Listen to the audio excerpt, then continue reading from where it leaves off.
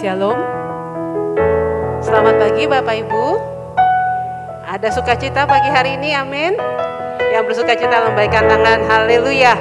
Mari kita bangkit berdiri, kita akan memulai ibadah kita pada pagi hari ini oleh karena kemurahan Tuhan.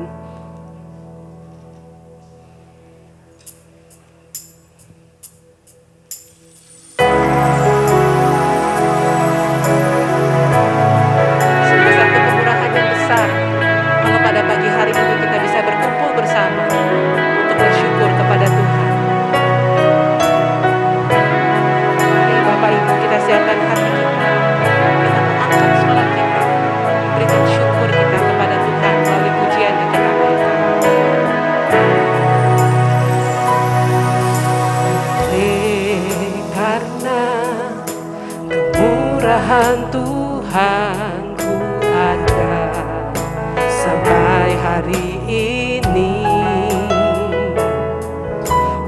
oleh karena kebaikan Tuhan, janji-Mu terjadi bagiku. Ku sembah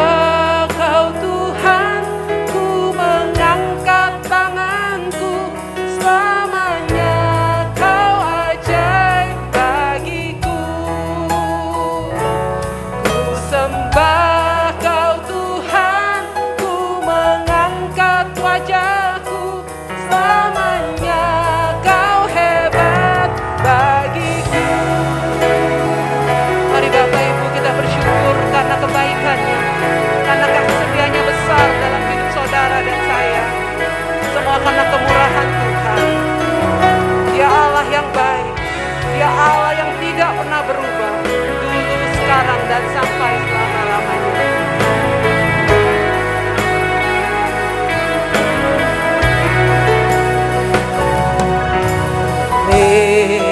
Karena kemurahan Tuhan ku ada sampai hari ini.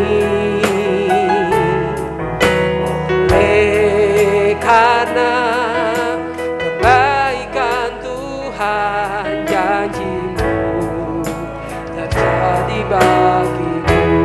Ku sembah Kau, sembah Kau Tuhan, ku mengangkat tanganku, selamanya Kau ajaib bagiku. Ku sembah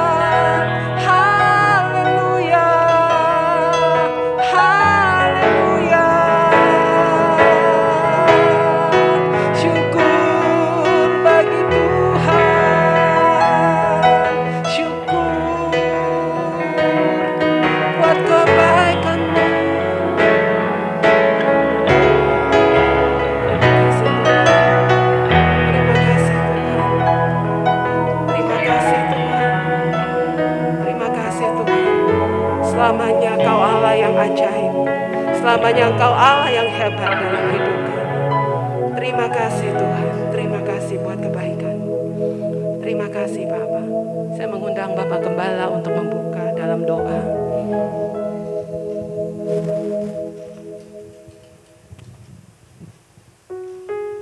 Mari kita satukan hati, kita mau berdoa. Kami bersyukur Bapak kalau kami boleh ada di tempat ini untuk sama-sama beribadah. Kuduskan hati dan pikiran kami lebih dulu ya Tuhan, supaya kami layak di mata-Mu ketika kami menaikkan syukur kami, ketika kami menaikkan pujian kami. Engkau bisa melihat hati dan pikiran kami yang senantiasa tertuju kepadamu. Ampuni kami ya Bapa kalau selama minggu-minggu ini yang kami sudah buat, kiranya Roh Kudus terus memperbaharui hidup kami. Supaya senantiasa kemurahan Allah boleh terus nyata di dalam hidup ini. Setiap langkah demi langkah yang kami kerjakan boleh senantiasa berkenan kepadamu. Lewat ibadah ini ya Bapa, singkapkan segala hal yang Kau ingin katakan kepada kami. Biarlah hati kami ketika pulang dengan damai dan sukacita dari Allah. Berkati umat-Mu yang hadir pada hari ini dengan setia. Berkati mereka senantiasa dengan rahmat anugerah-Mu yang terbaik. Terima kasih Bapa buat pimpinan Tuhan kepada kami tiba di tempat ini. Kami mohon kemurahan Tuhan juga menuntun mereka yang dalam perjalanan tiba di tempat ini dengan baik. Biarlah segalanya boleh jalan menurut kehendak-Mu. Roh Kudus ambil alih seluruh kegiatan kami. Urapan Tuhan boleh mengalir dalam setiap pelayan Tuhan yang melayani hari ini. Sehingga berkat-Mu boleh mengalir lewat mereka kepada kami. Dalam nama Yesus, kami mengucap syukur dan kami alaskan doa ini. Amin. Shalom Bapak Ibu. Kita mau bersyukur kepada Tuhan, amin.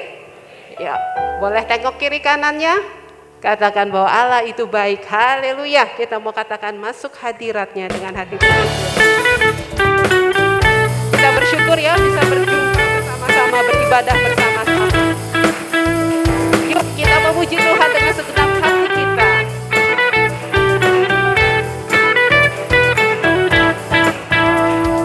Masuk hadiratnya dengan hati bersyukur, memuji Dia. Memuji Dia, masuk hadiratnya dengan hati bersyukur, memuji Dia, memuji Dia, beri puji dan hormat, tinggikan namanya, oh Yesus, nama segala nama. Hadiratnya dengan hati bersyukur, memuji Dia, memuji Dia. Masuk hadiratnya dengan hati bersyukur, memuji Dia, memuji Dia. Puji dan hormat, tinggikan namanya, oh Yesus, nama segala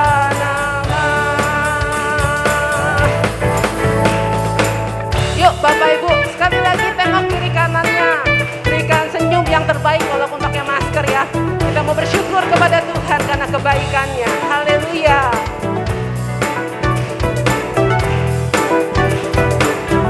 Beri puji dan hormat, tinggikan namanya, oh Yesus, nama segala nama. Puji dan hormat, yuk. Puji dan hormat, tinggikan namanya, oh Yesus, nama segala nama. Sekali lagi ya, yuk beri puji dan hormat. Puji dan hormat, tinggikan namanya, oh Yesus, nama segala nama. Tuhan Yesus baik dan selama-lamanya Dia Allah yang baik. Amin Bapak Ibu. Haleluya.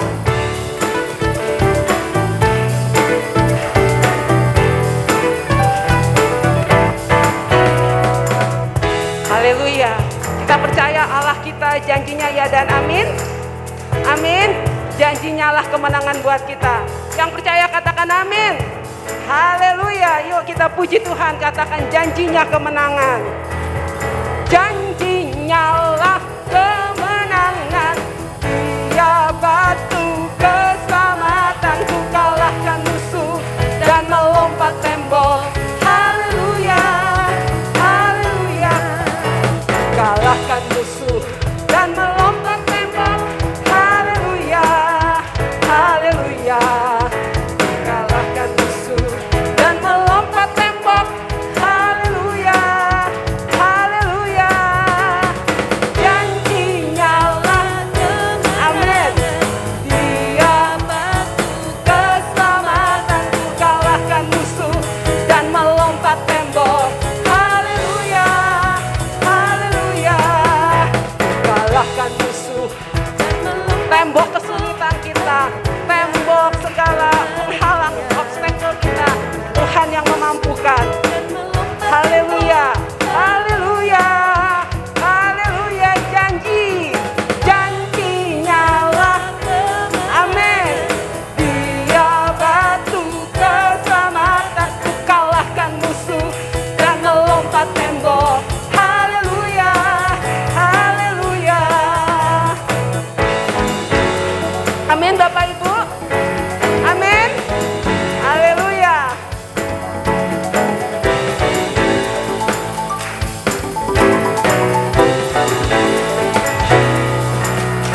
Percaya bahwa Allah kita memberikan kemenangan demi kemenangan. Amin. Haleluya. Kita mau katakan kita lebih dari pemenang. Haleluya. Bebanku pun lenyaplah, ku kenakan jubah pujian. Ku kenakan jubah pujian. Haleluya. Yuk. Dan apa Bapak Ibu? Ku kenakan jubah pujian dan segala bebanku pun lenyaplah. Ku kenakan jubah sekali lagi dan segala bebanku pun lenyaplah. Jubah pujian.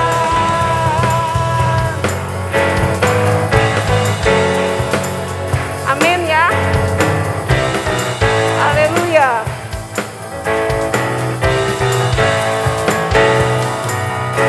Amin Bapak Ibu, ada kuasa di tengah pujian. Amin. Haleluya, kita lebih dari pemenang.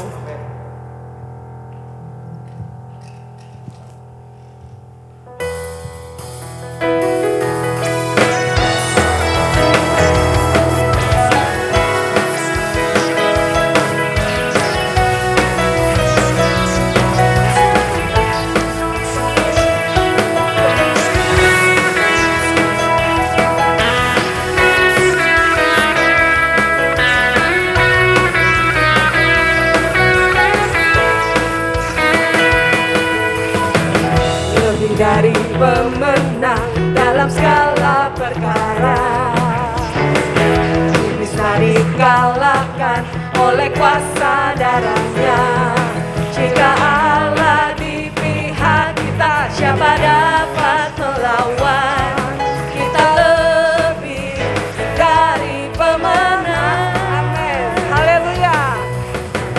Lebih dari pemenang dalam segala perkara, bisa dikalahkan oleh kuasa darahnya. Jika Allah di pihak kita, siapa dapat melawan? Kita apa Bapak Ibu? Haleluya. Dari pemenang. Haleluya. Kibarkanlah panjinya, Yesus Raja segala raja. Ayo gereja Tuhan bangkit. Amin. Bangkitlah gerejanya, kita lebih dari pemenang. Haleluya, mari kita sorak-sorakan haleluya. Lebih dari pemenang. Lebih dari pemenang dalam segala perkara. Yes. dikalahkan oleh kuasa darahnya. Allah di pihak kita, siapa dapat melawan? Kita lebih dari pemenang. Haleluya, kibarkanlah panjinya, Yesus Raja segala raja. Bangkit gereja Tuhan, haleluya. Bangkitlah gerejanya, kita lebih dari pemenang. Amin Bapak Ibu. Haleluya. Kita mau katakan kita lebih dari pemenang. Amin. Haleluya. Kita lebih dari pemenang. Lebih dari pemenang, Kita lebih dari pemenang. kita lebih dari pemenang, Kita lebih dari pemenang. kita lebih dari pemenang, Kita lebih dari pemenang. kita lebih dari pemenang. Ya Allah di pihak kita, siapa dapat melawan? Kita lebih dari pemenang. Haleluya. Haleluya, kibarkanlah panjinya, Yesus Raja segala raja. Gereja Tuhan bangkit. Haleluya. Bangkitlah gerejanya, kita lebih dari pemenang. Katakan lebih dari pemenang. Lebih dari pemenang. Kita lebih. Lebih dari pemenang. Haleluya. Bersorak bagi Tuhan. Haleluya. Tuhan baik. Amin Bapak Ibu. Kemenangan terjadi di tempat ini. Yang percaya katakan amin. Haleluya. Bagi Bapak Ibu yang lelah silakan duduk. Yang mau berdiri kita boleh tetap berdiri. Mari kita nikmati kebaikan Tuhan. Hadiratnya.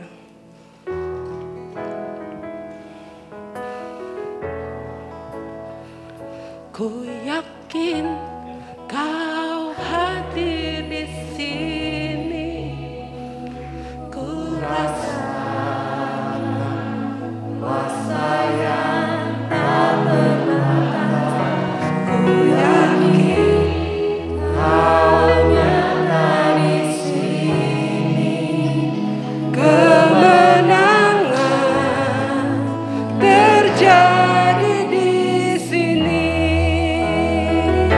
Ku yakin kau hadir di sini. Ini waktu kita bersama Tuhan. Terima kasih Yesus. Rasakan kebaikan Tuhan. Rasakan jamahan Tuhan. Dia Allah yang tidak pernah berubah. Terima kasih Tuhan Yesus. Kemenangan terjadi di sini.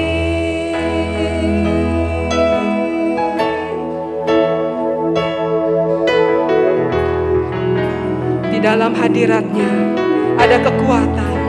Di dalam hadiratnya ada kesembuhan.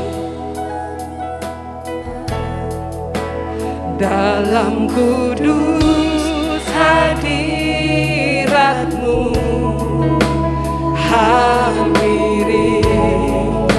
Mari Bapak Ibu hampiri tata kasih Allah dengan pujian-Mu, dengan hatimu yang tersungkur kepada Tuhan. Naikkan pujian ini, kekuatan kami.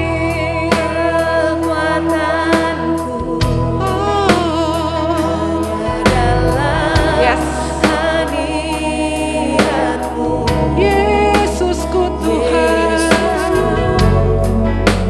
hanya Kaulah segalanya. Ku yakin Tuhan, ku yakin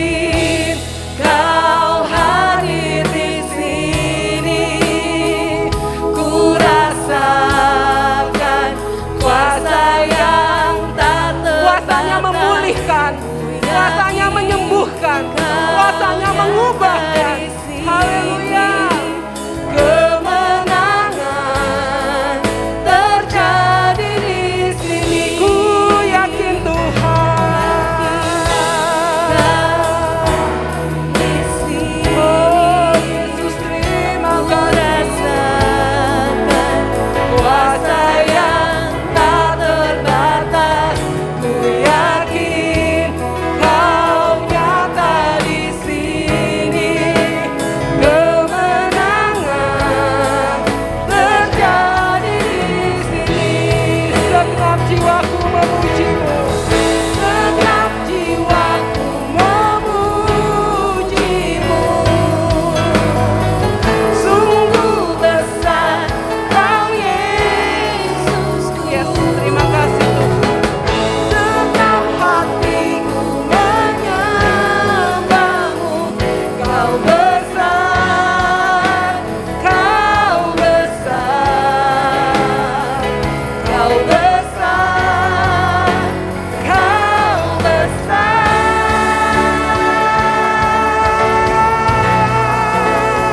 Ku yakin Kau hadir di sini. Rasakan kuasa yang tak terbatas. Ku yakin Kau nyata di sini. Kemenangan terjadi di sini. Ku yakin Kau hadir di sini. Ku rasakan kuasa yang tak Tolong sound terbatas. system menyembah Tuhan. Tolong tim sound system menyembah Tuhan. Tim sound system menyembah Tuhan. Tim sound system menyembah Tuhan. Haleluya, ku yakin. Yakin Kau hadir. Tim sound system sembah Tuhan. Jangan pakai kekuatanmu. Sembah Tuhan. Haleluya, terima kasih. Yakin Kau nyata di sini. Kemenangan terjadi. Ku yakin Tuhan. Mari menyembah Tuhan. Kuasa yang tak terbatas. Yakin Kau nyata di sini. Kemenangan terjadi di sini. Kesembuhan, terjadi di sini. kelepasan,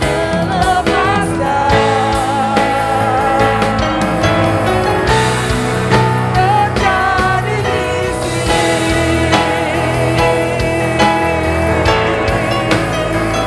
mari bersyukur, mari sembah, angkat suaramu, sembah Tuhan. Haleluya, syukur bagimu. Haleluya, terima kasih Tuhan. Haleluya,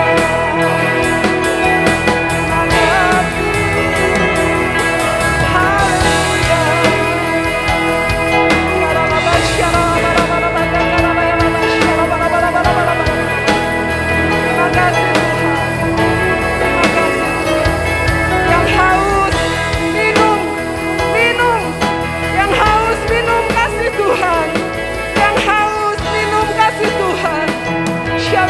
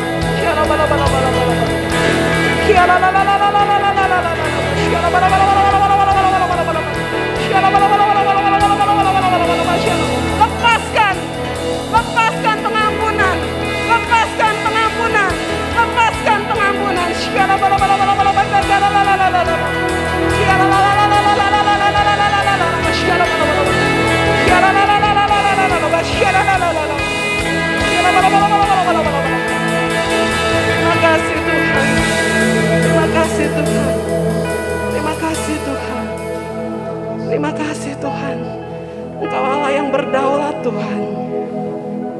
Engkau sumber mata air yang hidup. Barang siapa haus, pergilah minum. Karena Dia mata air yang hidup. Dia tidak akan membiarkan kita kering. Dia tidak akan pernah membiarkan kita sendirian. Karena Dia Allah Immanuel. Terima kasih Tuhan. Terima kasih Tuhan. Terima kasih Tuhan. Haleluya. Haleluya. Haleluya. Haleluya. Haleluya. Haleluya. Haleluya. Haleluya.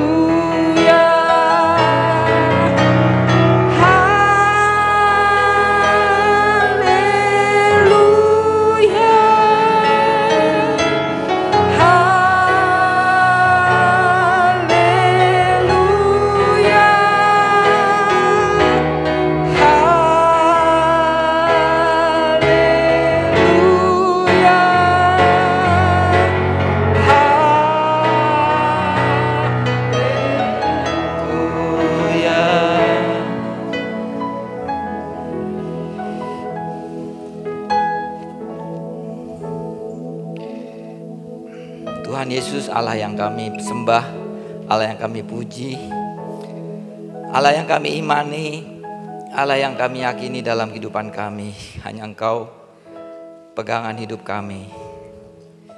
Siang hari ini Tuhan, kami bersama ingin mendengarkan sabda firman Tuhan. Berbicaralah apa yang Engkau ingin sampaikan Tuhan. Hamba-Mu terbatas dan kami semua siap untuk mendengarkan firman Tuhan. Berkata-kata apa yang ingin sampaikan Tuhan. Supaya kami lebih mengerti, memahami, sehingga kami dapat melakukan kehendak Tuhan pada masa-masa ini Tuhan. Kami tahu masa ini adalah jahat, masa ini adalah penuh dengan goncangan dan kegelapan Tuhan. Tapi di dalam Kau Tuhan kami akan melihat terang. Kami akan melihat kemenangan, kami akan melihat cahaya Tuhan menyinari dalam kehidupan kami. Kami serahkan ini semua Tuhan urapi, sehingga apapun yang kami dengar Tuhan itu adalah dari Engkau. Di dalam nama Tuhan Yesus Kristus kami berdoa mengucapkan syukur. Semua yang percaya katakan amin. Amin. Selamat pagi menjelang siang Bapak Ibu dan saudara sekalian yang dikasihi Tuhan Yesus. Kita bersyukur bisa hadir di rumah Tuhan walaupun cuaca tidak baik lah ya, cuaca tidak berdamai. Cuacanya mendung gelap begitu kan, hujan lagi. Mereka yang jalan kaki, naik motor itu kesulitan untuk datang ke gereja. Tapi Bapak Ibu bisa sampai ke gereja itu anugerah, kemurahan. Jadi memang tidak setiap orang bisa menikmati kehadiran Tuhan. Kalau minggu lalu Pak Jonathan berkhotbah, tema gereja kita adalah integritas. Di mana dalam pembicaraan itu kita dengar bahwa di dalam integritas itu ada nilai-nilai kejujuran, tanggung jawab, kedisiplinan, komitmen, ketaatan, bahkan kasih. Nah, untuk pagi hari ini topik firman Tuhan kami akan baca dalam Mazmur 64 ayat 11. Tolong ditampilkan Mazmur 16 ayat 11. Orang benar akan bersukacita karena Tuhan dan berlindung padanya, semua orang jujur akan bermegah. Jadi topiknya adalah di Mazmur 64 ayat 11 adalah orang jujur akan bermegah. Saya akan ngambil topik dari integritas ini adalah jujur. Tidak mungkin orang berintegritas kalau dia tidak jujur. Orang yang berintegritas tidak harus memimpin. Kalau sudah jadi pemimpin, pasti integritasnya ada. Karena atasan, direktur atau yayasan, pimpinan-pimpinan, dia memilih pemimpin itu pasti memiliki integritas. Kalau tidak ada integritas tidak akan dipilih. Kalau sampai ada pemimpin tidak berintegritas, kesalahannya adalah yang milih salah.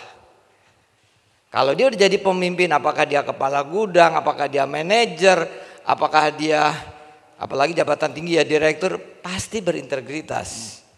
Jadi kita semua seharusnya bukan hanya pemimpin yang berintegritas, kita pun seharusnya hidup kita berintegritas di keluarga. Ada kejujuran. Integritas itu salah satunya adalah kejujuran, tapi bukan kejujuran saja, disiplin berintegritas, tanggung jawab berintegritas, taat berintegritas. Itu hidup berintegritas seperti itu. Topiknya memang agak besar, tapi hari ini kita akan berbicara tentang integritas adalah orang benar akan bersukacita. Jadi kalau tidak ada sukacita ya kita mesti lihat karena Tuhan dan berlindung padanya semua orang yang jujur akan bermegah. Nah itu topiknya, tapi topik singkatnya adalah orang jujur akan bermegah gitu ya. Nah, apa yang dikatakan oleh Alkitab tentang jujur dan tentang bermegah? Tuhan menghendaki semua kita berbuat jujur. Karena kalau orang yang jujur akan menerima kemegahan dari Tuhan, yaitu berkat, damai sejahtera dan ketenangan. Amin kan enggak? Bisa kita amin. Kalau kita jujur, kita akan terima berkat Tuhan dan damai sejahtera, akan ada ketenangan. Kebalikannya, Tuhan benci kebohongan. Kebohongan dapat mengakibatkan kematian. Bagaimana kisah-kisah yang ada di Alkitab, mereka-mereka yang berbohong. Bagaimana Kain, dia berbohong memberikan persembahan kepada Tuhan. Akibatnya Tuhan tidak menerima persembahannya. Akibat yang fatal lagi dari kebohongan itu, Kain membunuh adiknya Abel. Begitu pula cerita tentang Anania Safira. Bagaimana kebohongannya mereka? Akhirnya mereka memberikan persembahan yang setengah-setengah dan sebagainya. Dia berbohong kepada Tuhan, berbohong kepada sesama. Akhirnya akibatnya Alkitab katakan mati. Ironisnya, apa yang terjadi di masyarakat bahwa banyak orang yang tidak mendapat pekerjaan. Banyak orang yang belum bekerja, orang yang tidak bekerja. Ironisnya adalah perusahaan juga banyak membutuhkan tenaga kerja. Sama-sama perusahaan butuh tenaga kerja untuk supaya perusahaannya tambah maju. Di satu sisi lagi banyak orang yang pengangguran. Kan itu lucu kan? Nah, hal ini disebabkan karena kebanyakan orang masih mengalami kesulitan untuk berbuat jujur. Bahkan mungkin ada yang meyakini kalau jujur itu hancur. Kalau jujur itu musnah. Ada yang meyakini begitu. Lebih baik kita tidak jujur aja supaya kita bisa survive, supaya kita bisa hidup. Melakukan hal-hal kebohongan, ketidakbenaran dalam hidup itu mungkin lebih sukses. Ada yang mengatakan ikutin aja apa air mengalir. Air mengalir, orang-orang sekeliling kita itu pada berbuat tidak jujur, pada korupsi. Kalau kita tidak korupsi, kita akan mati, akan hancur. Kita akan disingkirkan dari kelompok itu. Situasinya ada seperti itu. Bagaimana kita harus mengikuti arus situasi yang ada, ataukah memang kita harus mengikuti apa yang firman Tuhan katakan? Karena orang-orang seperti itu yang meyakini bahwa mengalami kesulitan dalam ketidakjujuran, karena dia sudah terbiasa melakukan kebohongan-kebohongan dalam kehidupannya sehari-hari. Memang sulit untuk mendapatkan orang jujur.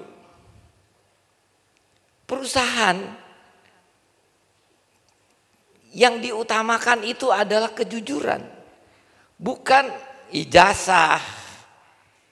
Ijazah sudah memenuhi syarat, wawancara sudah memenuhi syarat, tapi pada saat memenuhi syarat ditolak. Perusahaan yang dicari itu jujur. Tidak ada satupun perusahaan yang menerima pegawainya yang tidak jujur, udahlah kita terima. Enggak ada. Poin penting dalam penerimaan karyawan rekrutmen adalah jujur. Yang lain hanya persyaratannya. Ada ijazah masuk kualifikasi, ada kepandaian, ada keterampilan masuk kualifikasi. Yang terakhir adalah yang dinilai adalah jujur. Kalau kamu jujur, kamu baik, pasti diterima. Nggak ada orang baik tidak diterima. Jadi mengapa banyak orang yang tidak ada pekerjaan, mesti koreksi diri, kenapa kagak dapat pekerjaan. Kejujuran di masa kini menjadi sesuatu yang sangat langka dan mahal harganya. Dan kejujuran itu suatu hal yang penting. Alasannya memang kita sangat susah untuk mendapatkan orang jujur. Itu kondisi yang ada. Kita baca firman Tuhan dalam kitab Yesaya, kita baca Yesaya 33 ayat 15 dan 16, 2 ayat. Kemudian apa yang kita bahas hari ini, kitab Yesaya dengan kitab Filipi. Saya akan gabungkan dua ayat firman Tuhan menjadi satu pemahaman. Kita baca dulu Yesaya 33 ayat 15 dan 16. Mohon kita perhatikan apa yang dikatakan Alkitab pada siang hari ini. Orang yang hidup dalam kebenaran, yang berbicara dengan jujur, yang menolak untung hasil pemerasan, yang mengebaskan tangannya supaya jangan menerima suap. Artinya tolak suap gitu kan. Jadi zaman dulu aja mungkin udah ada suap. Sekarang kan korupsi merajalela. Di televisi baru-baru ini kita begitu kaget bagaimana di Kementerian Keuangan ya Ibu Suryani itu bisa kebablasan apa kelolosan 300 triliun apa ya begitu ya kalau nggak salah. Itu uang yang disembunyikan atau apa nggak tahu sama mereka. Makanya lagi ada kasus kan Ditjen Pajak kita lagi kena pemeriksaan dan sebagainya. Sehingga di sini dikatakan supaya jangan menerima suap. Nggak tahu lah ya, dulu aja ada suap menyuap. Sekarang sampai sekarang juga itu ada terus. Yang menutup telinganya supaya jangan mendengarkan rencana penumpahan darah. Yang menutup matanya supaya jangan melihat kejahatan. Itu ayat ke-15. Di ayat ke-15 yang penting yang ingin kita bahas adalah, supaya Bapak Ibu paham adalah, orang yang hidup dalam kebenaran, yang berbicara dengan jujur. Berbicara dengan jujur, itu poin 1. Yang menutup telinganya supaya jangan mendengarkan rencana penumpahan darah. Artinya di sini kami akan bahas bagaimana mulut kita berbicara jujur, telinga kita mendengar dengan jujur, mana yang benar, mana yang tidak benar. Kita harus tahu. Yang ketiga, yang menutup matanya supaya jangan melihat kejahatan. Yang ketiga adalah bagaimana mata kita harus melihat. Mata kita harus dengan jujur dapat melihat kondisi yang ada, yang benar atau yang tidak benar. Kerap kali mata kita juga bisa melihat salah dan mata kita tidak jujur dengan keadaan situasi. Nah itu yang mau kita bahas. Ayat yang ke-15. Itu ayat yang ke-15. Ayat yang ke-16.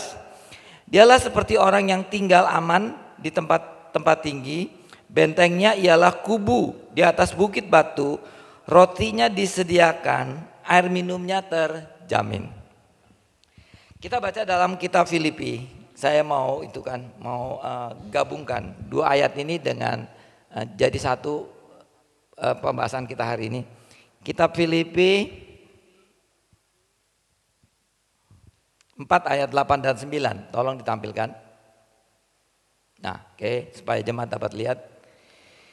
Ayat yang ke-8, jadi ini ayat sudah populernya. Kita udah sering dengar, saya juga udah sering dengar. Akhirnya, saudara-saudara, semua yang benar, semua yang mulia, semua yang adil, semua yang suci, semua yang manis, semua yang sedap didengar, semua yang disebut kebajikan dan patut dipuji, pikirkanlah semuanya itu. Artinya kita harus berpikir yang positif-positif kan, yang baik-baik kan, yang suci, yang benar, yang manis dan sebagainya. Kita pikirkan yang baik-baik. Yang tidak baik jangan kita pikirkan. Hanya kita ingat-ingat, perhatian aja, ini nggak baik, supaya kita tidak kejeblos aja. Ayat yang 9, dan apa yang telah kamu pelajari, apa yang kita pelajari dan apa yang kita telah terima, kita dapat, dan apa yang telah kamu dengar, apa yang kita dengar, dan apa yang telah kamu lihat padaku, lakukanlah itu. Nah, di Filipi itu menghendaki agar kita melakukan apa yang kita lihat daripada Tuhan, apa yang kita dengar daripada Tuhan, apa yang kita tahu dari Tuhan, lakukanlah itu.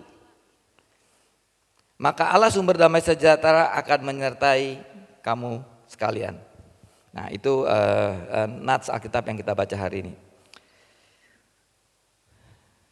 Tuhan menciptakan kita manusia lengkap dengan segala panca indera yang ada di kita. Kita ada 5 panca indera, ada mata, ada hidung buat bernafas, ada telinga untuk mendengar, ada mulut untuk berkata-kata, untuk makan.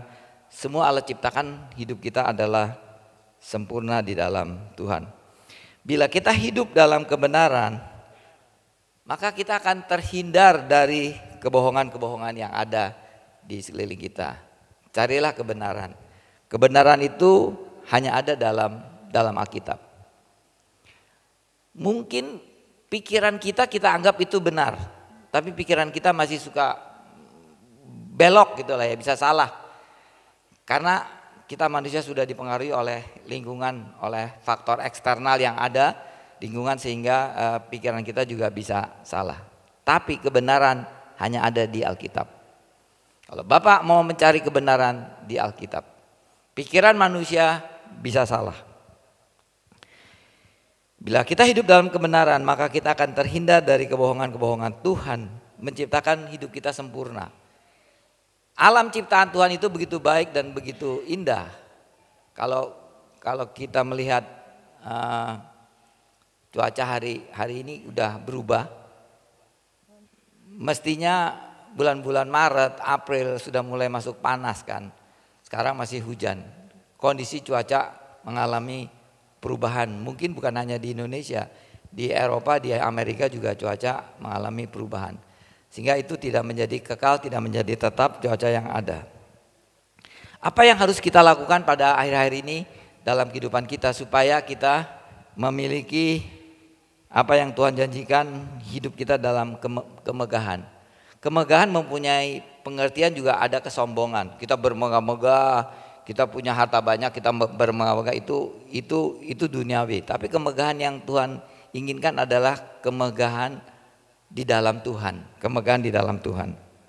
Bisa saja kita tidak megah dalam harta, dalam kekayaan dunia, tetapi kita memiliki kemegahan iman dan memiliki rohani yang baik. Itu kemegahan yang memang Tuhan berikan kepada kita. Yang harus kita lakukan yang pertama adalah yang tadi kita baca, jujur berbicara.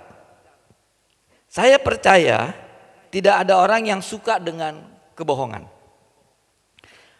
Memang berkata jujur sulit untuk diterapkan.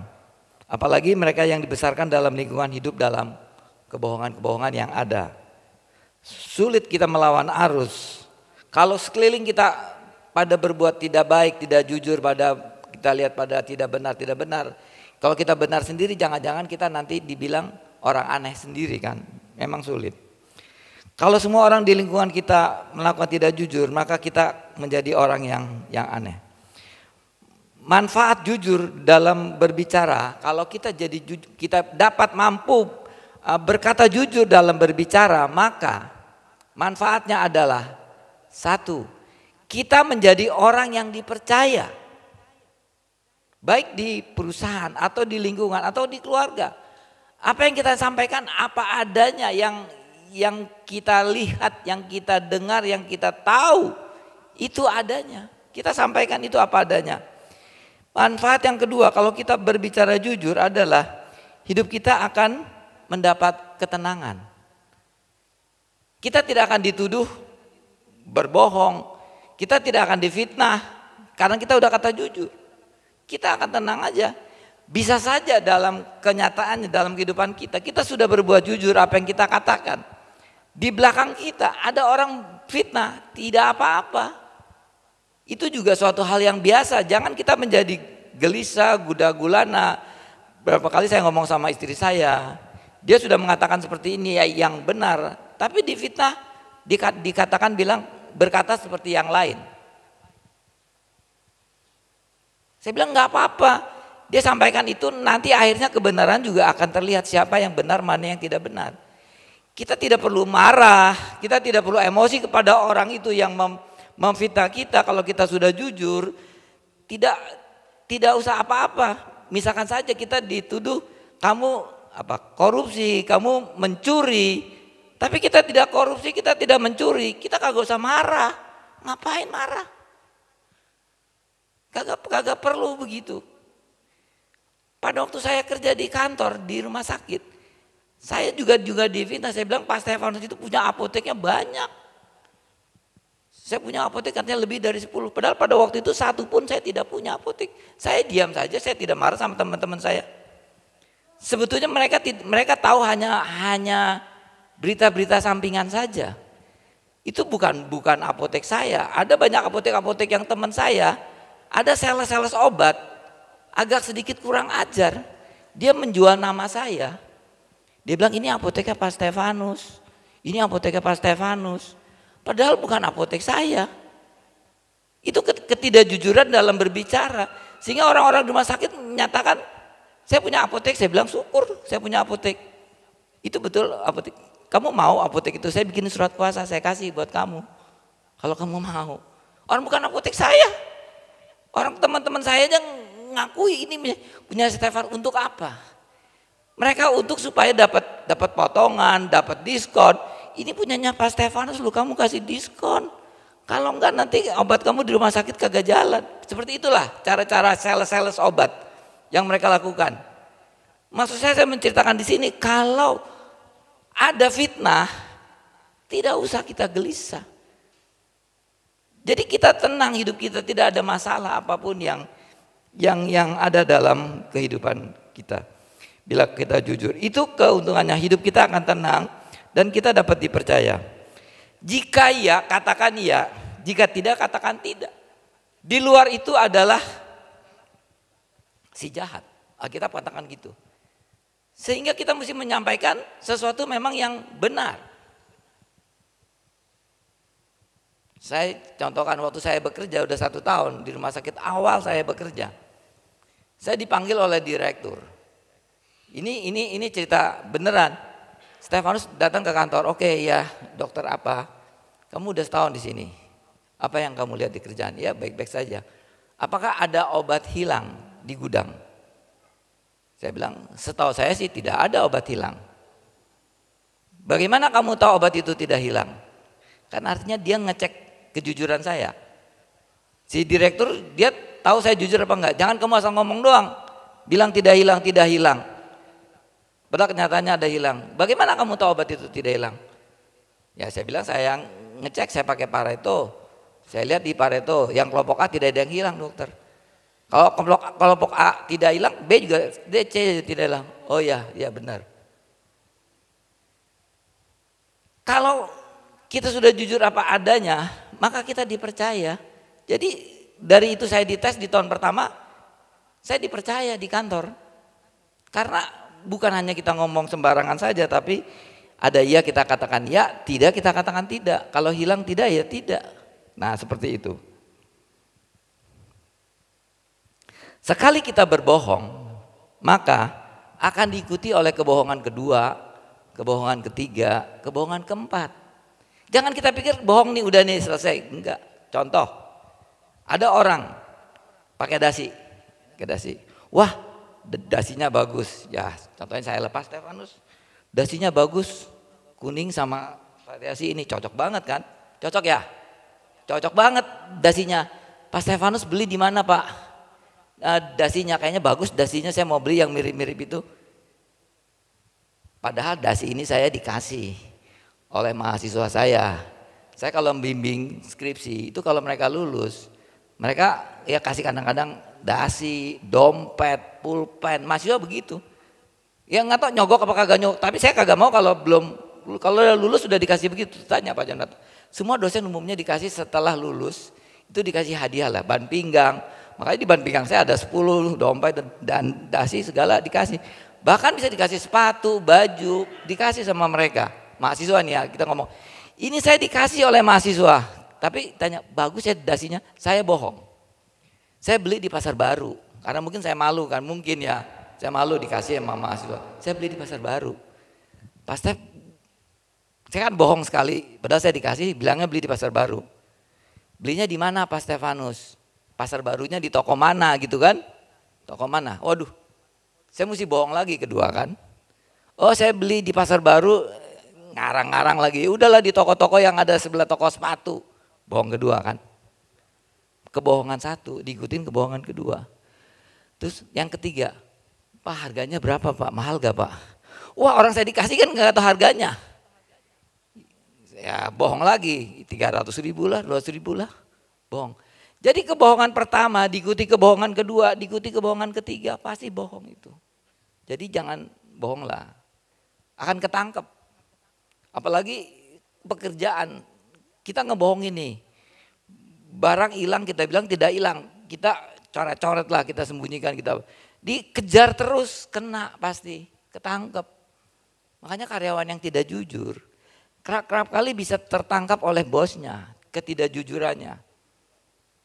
Bilang saya ini dikasih dikejar lagi, dikasih sama siapa, kagak jujur dia kena. Oke. Jadi kalau di kitab Filipi dikatakan, di kitab Filipi 4, di kitab Filipi 4, kalau itu kan di Yesaya, kalau kitab Filipi 4 dikatakan apa sih tentang berbicara.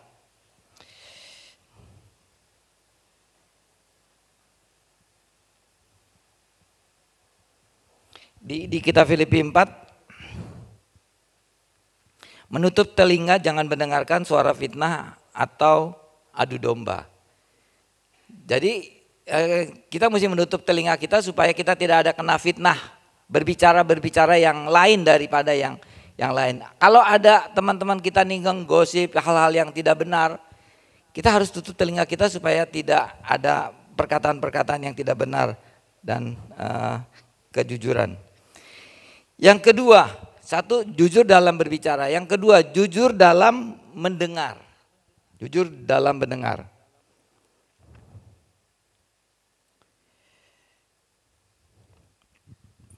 Apa yang telah kamu dengar daripadaku, lakukanlah itu. Itu di kitab Filipi. Menjadi pendengar yang baik dibutuhkan latihan, dibutuhkan tekad, dibutuhkan kecermatan, dibutuhkan kerendahan hati untuk mendengar, dibutuhkan empati. Ada hati kita mau mendengarkan orang yang berbicara. Kan kalau kita tidak ada empati, kita tidak ada kerendahan hati, ada orang bicara, kita nggak mau dengarkan kan. Ada tamu yang lagi bicara, kita ngomong-ngomong, kita udah bicara, dianya main handphone aja, nggak ada empatinya. Kita bicara, dia main handphone, kagak dengerin kan, nggak enak kan. Udah kita stop aja deh bicaranya daripada seperti itu. Kita harus memiliki ada kerendahan hati, ada empati, ada kerelaan. Kita harus buang ego kita. Kita harus jujur mendengar apa yang harus kita dengar itu. Pendengaran itu yang baik adalah kalau kita mendengar suara Tuhan. Kebenaran yang kita dengar dari suara Tuhan adalah melalui firman Tuhan, melalui khotbah-khotbah, melalui renungan-renungan. Kita harus jujur dalam mendengar. Apa yang kita dengar, yang kita terima firman Tuhan dari Tuhan, itulah yang harus kita dapat sampaikan.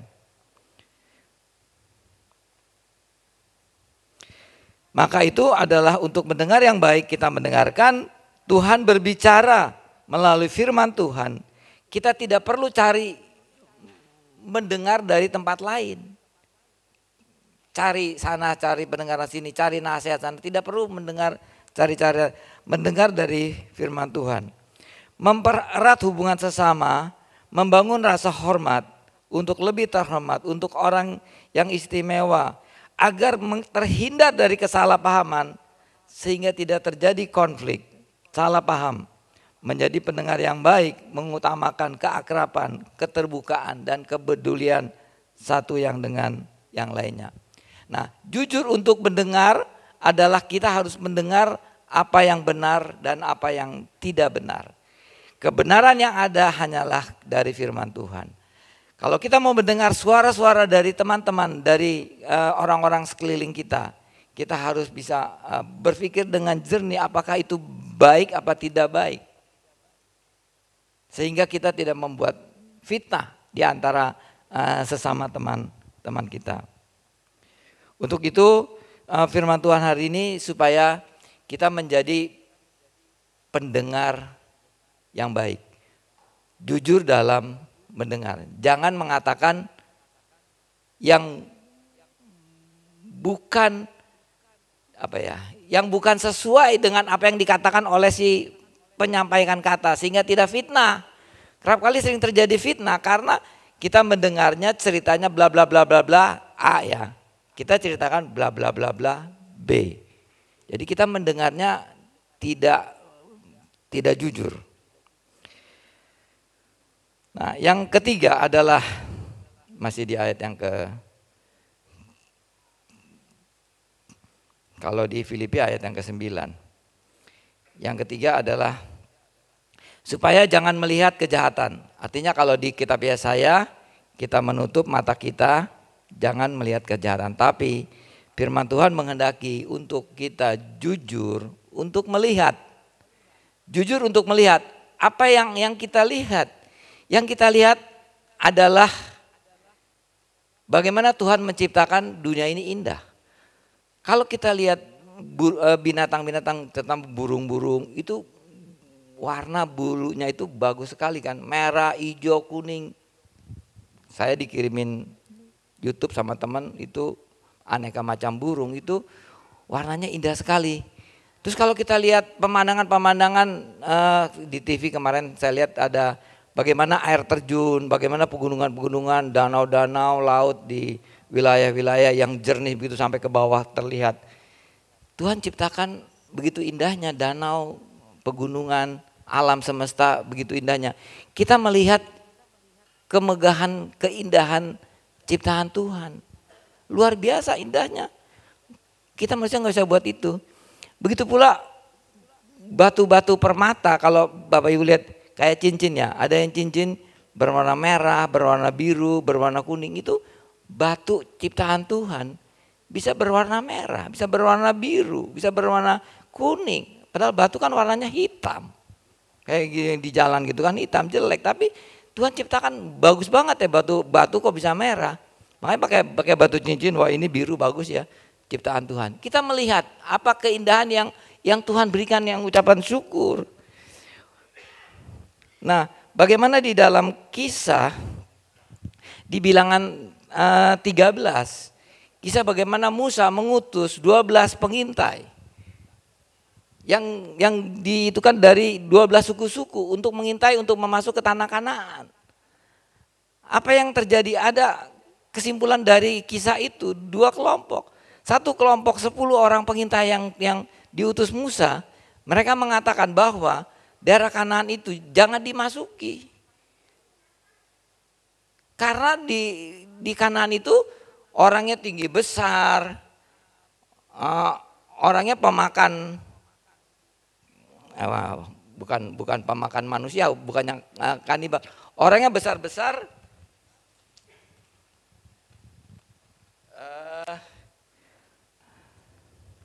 ya seperti raksasa-raksasa lah begitu, orangnya besar. Jangan masuklah, kira-kira begitu. Kemudian Kaleb dan Yosua dia melihat dengan pandangan lain daripada pandangan 10 pengintai itu. Nah, di sini kita lihat bahwa apa yang kita dapatkan dalam kehidupan kita kerap kali ada 2 persepsi yang kita dapatkan. Satu bisa saja persepsi yang salah. Karena persepsi kita menurut pikiran dan logika kita. 10 pengintai itu dia melihat dengan mata jasmaninya.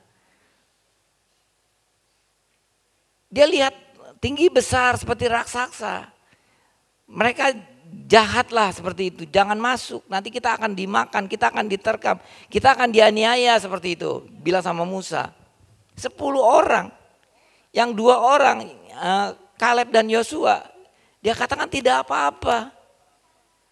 Dia lihat tidak ada masalah yang terlihat besar yang menakutkan. Kaleb Yosua melihat kondisi itu, mungkin memang orang yang lebih besar mungkin ya. Tapi bagi Yosua dan Kaleb, keadaan di Kanaan yang dia lihat itu tidak jadi masalah. Kita bisa masuk ke Kanaan karena dia memiliki iman bahwa janji Tuhan akan menyertai mereka masuk ke tanah Kanaan. Nah, kondisi kita saat ini juga seperti hampir sama keadaan seperti itu. Bagaimana keadaan kondisi kita saat ini? Kalau menurut penglihatan kita, menurut pendengaran kita dari televisi, bagaimana mereka meramal, kondisi keadaan tidak baik, ekonomi susah, banyak perusahaan-perusahaan yang tutup lah dan sebagainya. Pengamatan seperti itu. Apakah kita juga sama melihat seperti dengan melihat mata jasmani seperti yang 10 pengintai mereka melihat seperti itu. Kita harus memiliki mata rohani juga yang kita lihat bagaimana janji Tuhan dalam kehidupan kita. Apakah kita merasa khawatir juga dan takut untuk menghadapi itu. Seperti 10 pengintai. Makanya bagaimana mata kita jujur untuk dapat melihat. Melihat di sini bukan hanya melihat secara fisik. Karena kehidupan kita bukan hanya kehidupan fisik, kehidupan kita ada kehidupan rohani. Kita lihat secara rohani. Kalau misalkan keadaan kondisi seperti itu, tapi secara rohani bagaimana janji Tuhan dalam kehidupan kita bahwa Dia akan menyertai kita akan diberikan kecukupan. Ya kita pegang aja itu. Kita pegang janji Tuhan seperti Yosua dan Kaleb. Masuk ke tanah Kanaan, Tuhan akan menyertai dan itu janji Tuhan bahwa bangsa itu akan masuk ke Kanaan. Kenapa menjadi takut? Keadaan seperti itu. Nah, untuk itu kita diajar oleh firman Tuhan pada hari ini untuk kita melihat bagaimana kita harus melihat mata kita dengan jujur. Apa yang telah kamu lihat daripadaku itu, lakukanlah. Apa yang kita lihat dari keadaan hidup kita tentang Tuhan yang telah berbuat untuk hidup kita. Apa yang Tuhan telah lakukan kepada hidup kita. Lakukanlah itu, kita nyatakan. Kalau banyak kita lihat kebesaran Tuhan dalam kehidupan kita. Dan kita imani itu dalam kehidupan kita dan kita lakukan itu. Jangan kita menyimpang dari keadaan seperti itu. Untuk dapat terhindar dari kebohongan, kita perlu mempelajari pesan itu secara utuh, sesuai dengan Alkitab. Bukan kita melihat dari perspektif kita itu baik atau tidak baik dari pandangan kita. Tapi harus kita dapat melihat perspektif itu dari pandangan Tuhan. Dari janji Tuhan itu apa. Akhirnya dari cerita bilangan di kitab bilangan 13 yang 10 pengintai. Bagaimana keadaan itu akhirnya yang masuk ke Kanaan adalah hanya 2. Yosua dan Kaleb masuk ke tanah Kanaan. Karena ada kejujuran yang ada di dalam kehidupan mereka. Dapat melihat. Karena mereka dapat mendengar dan dapat berbicara. Maka Kaleb dan Yosua mendapatkan kemegahan yang Tuhan janjikan, yang mereka terima dalam kehidupannya. Nah, untuk itu Bapak Ibu dan Saudara sekalian, kalau kita akan mendapatkan kemegahan hidup kita dalam kehidupan saat-saat ini, kita perlu jujur dalam berbicara, jujur dalam melihat, jujur dalam mendengar apa yang ada di sekeliling kita. Bukan hanya kita dapat jujur melihat dalam secara fisik, mendengar keadaan yang benar atau yang tidak benar. Berbicara apa yang kita tangkap secara benar, kita sampaikan dengan apa yang benar. Bukan dari perspektif kita, maka kita akan melihat kemegahan Tuhan itu hadir dalam kehidupan kita. Dan hidup kita menjadi dimuliakan oleh orang-orang di sekeliling kita, terlebih oleh Tuhan. Kalau saya baca dari buku William Shakespeare tentang filsafat, buku itu katakan, tidak ada warisan yang begitu kaya seperti kejujuran. Itu filosofi terkenal kan, William Shakespeare. Atau dia katakan lagi, kebaikan yang saya miliki adalah kebenaran dan kejujuran. Hanya orang-orang yang memiliki kebenaran dan kejujuran itu adalah orang baik. Itu menurut si William Shakespeare. Kejujuran lebih dulu, lalu keberanian, lalu kemudian pikiran atau otak kita. Dan semuanya itu diperlukan dalam kehidupan kita sehari-hari. Ayat yang ke-16 kita baca, yang tadi ayat yang ke-15. Ada 3 hal, berbicara dengan jujur, jujur dalam mendengar, jujur dalam melihat. Ayat ke-16. Dialah seperti orang yang tinggal aman di tempat-tempat tinggi. Bentengnya ialah kubu di atas bukit batu. Rotinya disediakan, air minumnya terjamin. Ayat yang ke-16. Orang yang jujur seperti orang yang tinggal di tempat aman. Artinya orang yang ditinggal tempat aman, orang yang dilindungi. Orang yang terlindung, aman. Mau ada gempa, mau ada apapun terjadi, aman. Orang yang jujur seperti itu, di Alkitab katakan. Dia ditempatkan yang tempat-tempat tinggi lah. Bentengnya ialah kubu di atas bukit batu. Roti disediakan, tidak kelaparan. Air minum terjamin, tidak kehausan. Makan, minum, aman. Itulah hidup yang bermegah di dalam Tuhan. Hidup bermegah, tinggal di tempat aman, tempat tinggi, dapat perlindungan, makan, minum disediakan. Kehidupan seperti itu adalah kehidupan seperti raja. Hidup dalam kemegahan. Ayat penutup adalah 1 Korintus 1 ayat 31. Pemain musik maju ke depan. 1 Korintus 1 ayat 31.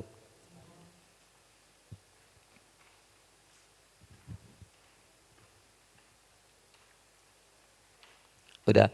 Karena itu seperti ada tertulis, barang siapa bermegah, hendaklah ia bermegah di dalam Tuhan. Kalau kita mendapatkan sesuatu berkat dari Tuhan, kita bermegah di dalam Tuhan. Kita nikmati itu untuk Tuhan.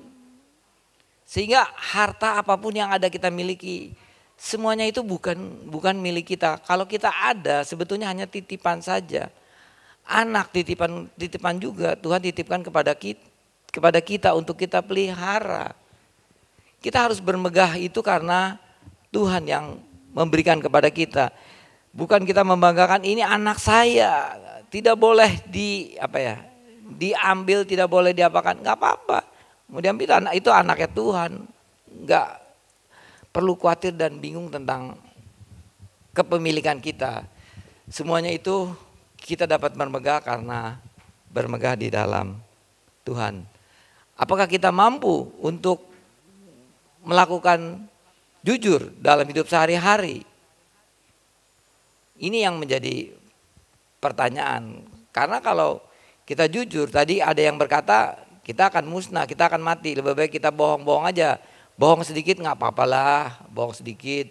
Atau berbuat bohong untuk menutupi supaya tidak terjadi pertengkaran. Kita akhirnya berbohong supaya tidak ribut, kan begitu. Kondisinya begitu. Bohong putih lah. Maksudnya putih itu ya dosa, tapi dosa tidak betul apakah seperti begitu? Tuhan tidak menghendaki itu juga. Apa yang ia katakan ya, tidak katakan tidak. Ya suka nggak suka ya seperti itu mestinya kan. Nah, terjadi konflik, ya konflik kalau memang terjadi di dalam kehendak Tuhan, ya segala sesuatu hidup kita akan diatur oleh Tuhan. Jangan kita berpikirkan pikiran kita sendiri, ntar akan terjadi begini. Ini saya berbohong untuk supaya tidak terjadi konflik, saya menutupi. Kerap kali kan kita begitu. Apalagi nih kalau ada kesehatan, ada dokter udah bilang ini ibunya kena kanker. Nah, jangan kan begitu. Ada cerita waktu COVID, satu keluarga meninggal semua. Tinggal 2, ibunya 1 lagi masuk ICU sama anaknya. Ayahnya meninggal, adik-adiknya meninggal. Tinggal 1 nih yang ibunya kagak tahu, ditanyakan sama kakaknya, adikmu mana? Ya, dia sudah sembuh ibu. Tapi dia sekarang lagi pergi, lagi kerja. Kemana? Keluar kota. Bohong gitu kan. Padahal adiknya mati. Dia kagak mau bilangin kepada ibunya kalau adiknya mati. Takut ibunya mati juga katanya, kan dengar berita kok mati semua gitu. Nah, kadang-kadang ada kondisi-kondisi kehidupan kita seperti itu yang memang secara itu kita sulit, kita mau bijaksana supaya tidak menyampaikan, supaya tidak terkejut, ya kan, sehingga akhirnya nah itu harus penuh hikmat Tuhan juga, apakah memang kita seperti itu apa tidak. Tapi kalau Alkitab katakan ya tidak, kalau udah meninggal ya meninggal. Soal hidup dan mati itu kan di tangan Tuhan. Belum tentu kita katakan anaknya mati, ibunya juga mati, belum tentu. Jangan-jangan ibunya tambah kuat, anaknya mati dia tambah tabah. Itu kan persepsi kita bahwa kalau kita sampaikan nanti dia kena serangan jantung. Jadi kadang-kala pikiran kita juga belum tentu kita benar, kita harus berhikmat kepada Tuhan. Amin. Bapak dan Ibu, kami undang untuk berdiri, kita angkat satu lagu. Kita menyanyi Selamanya Kau Tetap Allah ya, selamanya Kau tetap Allah.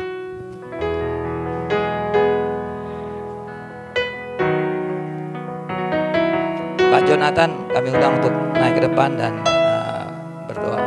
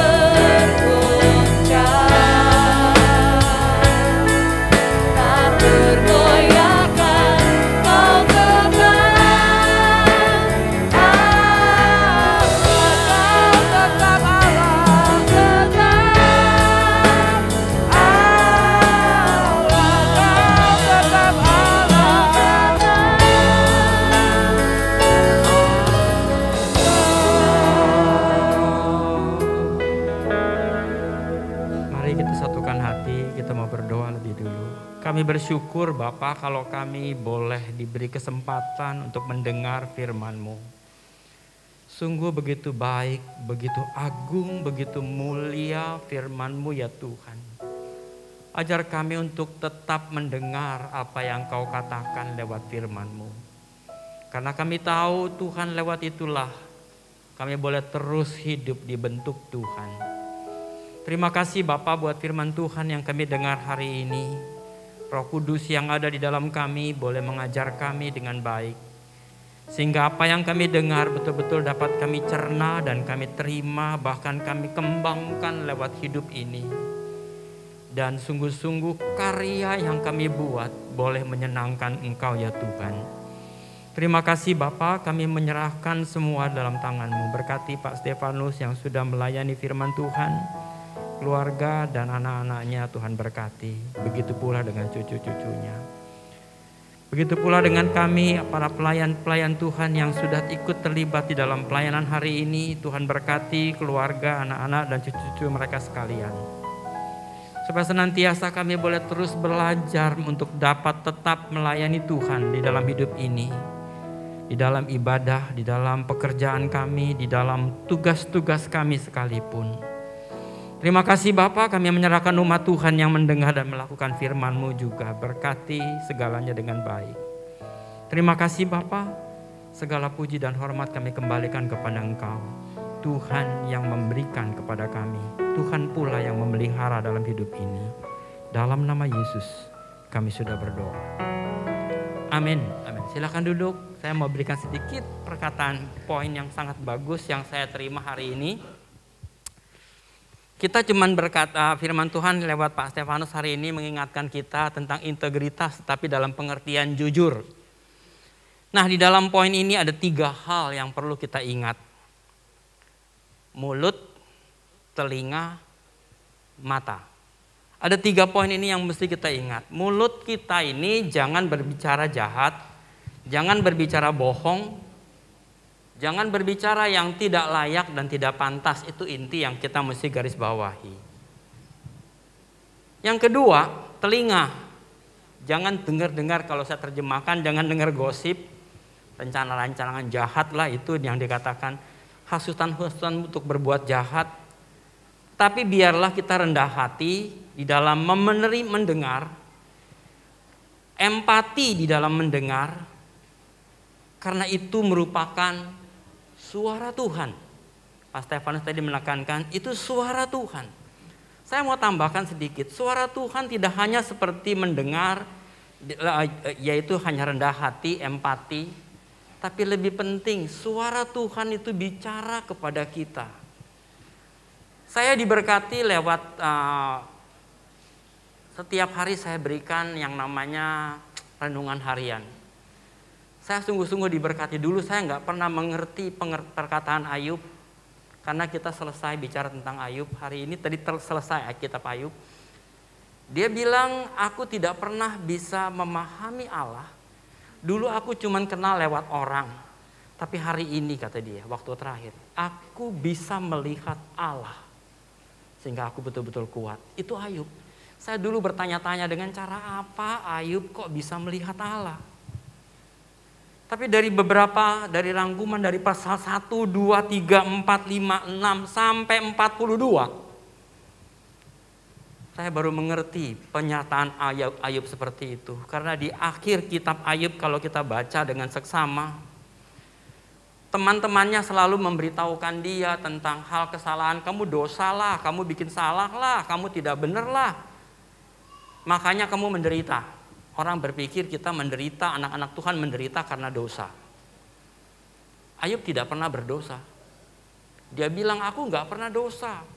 Bagaimana, kenapa bisa terjadi dalam hidup ini? Kamu baca, kita baca betul-betul saya semakin paham. Semakin saya mengerti, itu sebabnya saya semakin diberkati lewat renungan yang saya berikan. Saya mengharapkan kita semua tuh bacalah kitab ini.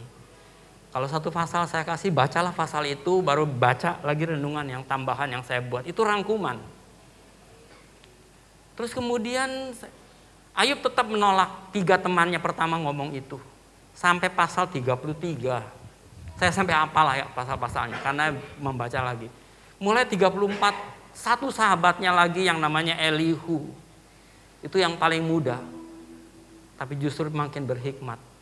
Dia ngomong sama Ayub, aku juga boleh bicara kepada kamu. Kamu boleh mengatakan kamu tidak salah dan segala macam. Di sini dia bilang cuma satu. Temannya Elihu berkata, Allah itu bisa bicara lewat hidup manusia. Allah itu bisa bicara kehidupan manusia, lahir, hidup, mati, dan sebagainya diatur oleh Allah. Allah itu adalah Allah yang adil. Allah itu adalah Allah yang memperhatikan manusia. Itu di Elihu bilang begitu. Kemudian juga bilang, dia bisa bicara, Allah bisa bicara lewat kuasa Allah yang begitu agung, segala macam semesta alam. Saya mulai memikirkan betul, dia bisa melihat kehidupan manusia. Ini Tuhan bicara kepada kita dengan cara itu. Lewat air, lewat semua embun, bahkan yang terakhir dia bilang, lihat, betul-betul sungguh-sungguh. Kemudian Allah bicara langsung kepada Ayub, tapi dia tidak bicara langsung, tapi dia cuma kasih tahu. Lihatlah alam, lihatlah kehidupan manusia, bagaimana engkau dibentuk dari kandungan ibu. Bagaimana engkau bisa bernafas dengan mudahnya. Dan terakhir Allah bilang, lihatlah kuda Nil, cuman makan rumput. Tapi kekuatannya luar biasa. Terus dia bilang lagi, lihatlah buaya. Kulitnya nggak pernah bisa ditembus dengan senjata berat apapun. Itu dia bilang, karya Allah di dalam diri. Nah, akhirnya Ayub sadar. Disinilah kita bilang, mendengar suara Tuhan. Itu kata kunci yang kita mau dengar. Bagaimana kita bisa mendengar suara Tuhan kalau kita nggak pernah baca Alkitab? Saya iman sekali lagi, bagaimana kita bisa mendengar suara Tuhan kalau kita tidak pernah baca Alkitab? Kadang-kadang kita sombong. Untuk apa baca Alkitab? Yang penting melakukannya. Betul. Bagaimana kita bisa melakukan kalau kita nggak pernah tahu isi Alkitab? Aku udah tahu isi Alkitab. Saya cuma tanya, betulkah kamu tahu isi Alkitab? Engkau yang paling bertanggung jawab kepada Tuhan. Dengarlah firman Allah lewat pembacaan Alkitab. Saya senang ada grup pembacaan Alkitab. Tapi jangan cepat-cepat kita langsung baca sekaligus 10 ayat, 10 pasal. Kita tinggal laporin 3 barangkali. Saya bilang enggak, useless.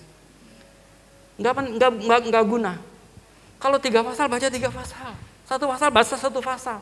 Renungkan baik-baik dan kamu akan mendapatkan manfaat. Karena dengan membaca Alkitab, kamu teruji. Apanya teruji? Kesetiaanmu dan ketekunanmu. Orang yang sudah baca Alkitab habis, itu teruji ketekunan, kesetiaannya. Tapi bukan baca sekali baca satu, wah sampai kadang-kadang banyak pasal. Besoknya nggak pernah. Baca lagi. Nggak pernah 3 hari, tapi udah lengkap nih 3 pasal, dihitung 30 pasal, 10 hari nggak baca-baca, barangkali. No, itu useless. Saya bilangin nggak guna. Tekunlah, yakinlah, karena Tuhan memberkati kita. Mari kita bisa hidup sehari-hari ini, jaga mulut kita, telinga kita, dan yang terakhir dikatakan mata kita. Mata ini yang bisa bikin dosa. Lihat yang nggak betul, ikut-ikutan. Lihat orang kaya mau jadi kaya, caranya gimana? Korupsi lah dan sebagainya. Jagalah mata kita, biarlah mata kita melihat ciptaan Allah, karya Yesus dan karya Roh Kudus. Saya selalu 3 poin. Karya Allah itu rancangannya yang agung. Karya Yesus itulah keselamatannya di kayu salib. Karya Roh Kudus pemeliharaannya terhadap kita di bumi ini. Kiranya Tuhan memberkati. Amin. Pengumuman Minggu 12 Maret 2023, Gereja Kristen Pantai Kosta Yerusalem mengucapkan terima kasih kepada Bapak Pendeta Stefanus Lukas untuk pelayanan firman Tuhan dan seluruh pelayan yang sudah melayani. Pengumuman yang pertama ada pelayanan misi. Tim misi GKP Jatinegara akan mengadakan pelayanan misi ke Magelang pada tanggal 24 sampai 26 Maret 2023.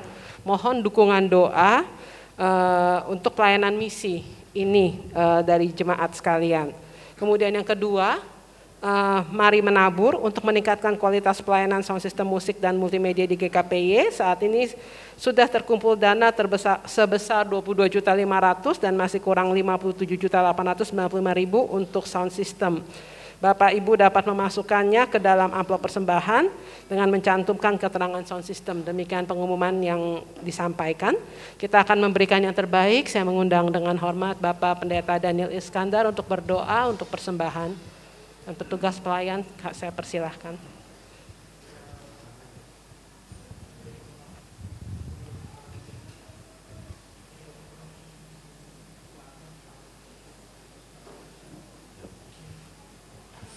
Ya, kita bersatu dalam doa. Tuhan Allah Bapa kami dalam surga, terima kasih untuk kesempatan yang indah yang Kau berikan pada kami untuk kami beribadah. Kami boleh memuji, memuliakan nama-Mu. Kami boleh mendengar firman-Mu. Tuhan, terlebih kesempatan yang indah yang Kau berikan pada kami untuk memberikan persembahan. Terima kasih atas berkat-berkat yang Engkau sudah berikan pada kami. Tuhan, kiranya persembahan ini guna hormat dan kemuliaan bagi nama-Mu. Tuhan, kami serahkan tangan-tangan yang memberi ke dalam tangan kasih-Mu. Berkat-Mu mengalir kepada mereka. Damai sejahtera-Mu mengalir kepada mereka. Sukacita-Mu mengalir kepada mereka. Demikian juga Bapak, kiranya Kau berkati tangan-tangan yang mengelola keuangan ini. Sehingga dengan hikmat-Mu, mereka boleh melakukannya dan nama Tuhan saja dipermuliakan. Terima kasih Bapak, hanya dalam nama Tuhan Yesus kami berdoa dan mengucap syukur. Haleluya, amin.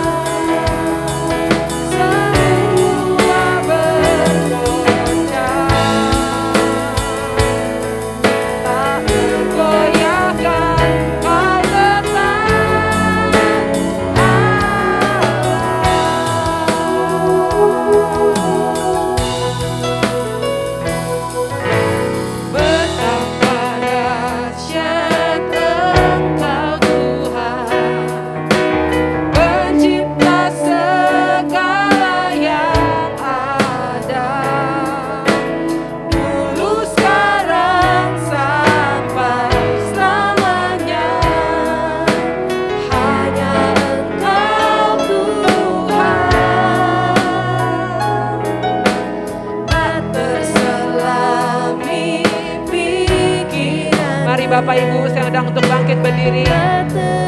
Ukur panjang setiamu, dulu sekarang sampai selamanya. Hanya Engkau Tuhan, ku sembah Engkau Yesus. Hanya Engkau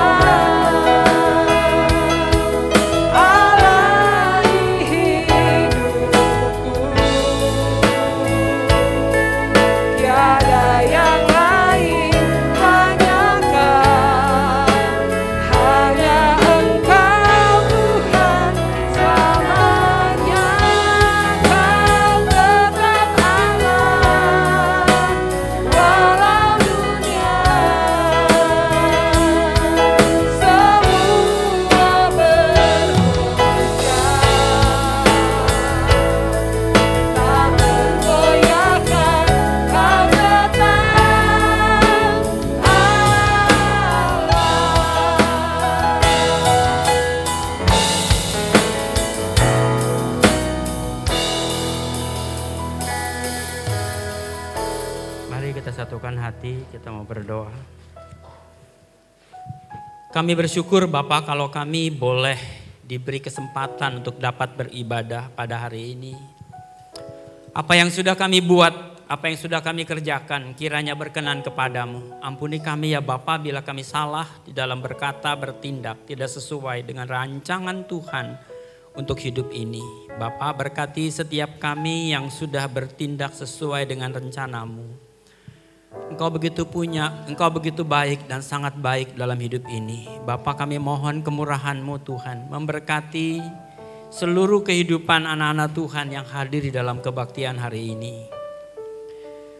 Tak lupa kami berdoa khusus buat negara dan bangsa kami Indonesia. Tuhan tolong negeri ini, singkirkan dari segala hal yang membuat rusuh.